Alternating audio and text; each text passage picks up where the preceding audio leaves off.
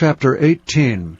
And it came to pass, when he had made an end of speaking unto Saul, that the soul of Jonathan was knit with the soul of David, and Jonathan loved him as his own soul.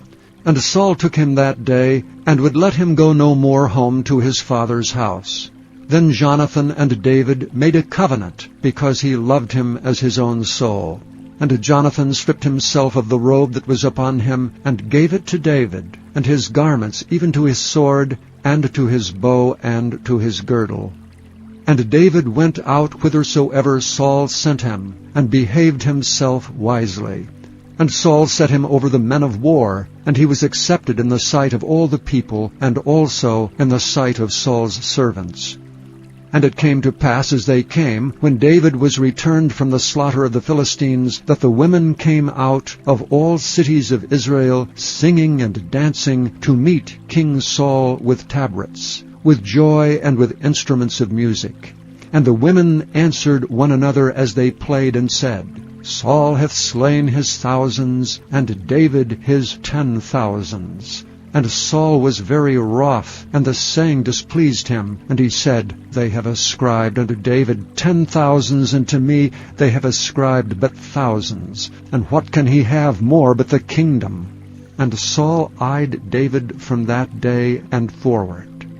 And it came to pass on the morrow, that the evil spirit from God came upon Saul, and he prophesied in the midst of the house, and David played with his hand as at other times, and there was a javelin in Saul's hand. And Saul cast the javelin, for he said, I will smite David even to the wall with it. And David avoided out of his presence twice.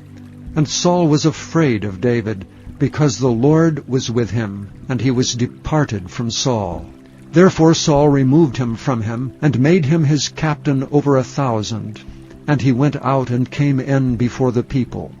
And David behaved himself wisely in all his ways, and the Lord was with him. Wherefore when Saul saw that he behaved himself very wisely, he was afraid of him. But all Israel and Judah loved David, because he went out and came in before them. And Saul said to David, Behold my daughter Merab, her will I give thee to wife, only be thou valiant for me, and fight the Lord's battles. For Saul said, Let not mine hand be upon him, but let the hand of the Philistines be upon him. And David said unto Saul, Who am I? And what is my life or my father's family in Israel, that I should be son-in-law to the king? But it came to pass at the time when Merab, Saul's daughter, should have been given to David, that he was given unto Adriel the Maholathite to wife. And Michal, Saul's daughter, loved David, and they told Saul, and the thing pleased him. And Saul said, I will give him her, that she may be a snare to him, and that the hand of the Philistines may be against him. Wherefore Saul said to David, Thou shalt this day be my son-in-law, in the one of the twain. And Saul commanded his servants, saying, Commune with David secretly, and say, Behold, the king hath delight in thee, and all his servants love thee. Now therefore be the king's son-in-law.